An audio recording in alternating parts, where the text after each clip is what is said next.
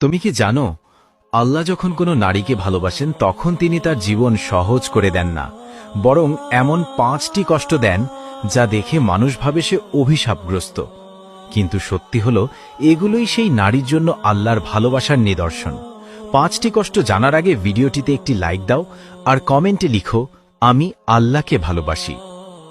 প্রথম কষ্ট, আল্লাহ তাকে এমন মানুষের ভালোবাসা থেকে দূরে রাখেন যারা তার জন্য ক্ষতির কারণ, যেন সে খারাপ সম্পর্ক থেকে রক্ষা পায়। দ্বিতীয় কষ্ট, আল্লাহ তার দোয়া বিলম্বিত করেন যেন সে হতাশ না হয়ে অবিরাম আল্লাহর কাছে চায়। তৃতীয় কষ্ট, আল্লাহ তার কাছ থেকে কিছু প্রিয় জিনিস কেড়ে নেন যেন সে শুধু আল্লাহর ওপর ভরসা করতে শেখে। চতুর্থ কষ্ট, আল্লাহ তার সামনে এমন কঠিন পরিস্থিতি ফেলেন যখন মানুষ তাকে ভুল বোঝে বা অপবাদ দেয়, যেন সে একমাত্র আল্লাহর সন্তুষ্টির দিকে মনোযোগ দিতে শেখে। পঞ্চম কষ্ট, তাকে জীবনে বারবার সংগ্রাম করতে হয় যেন সে নিজের দুর্বলতা উপলব্ধি করে।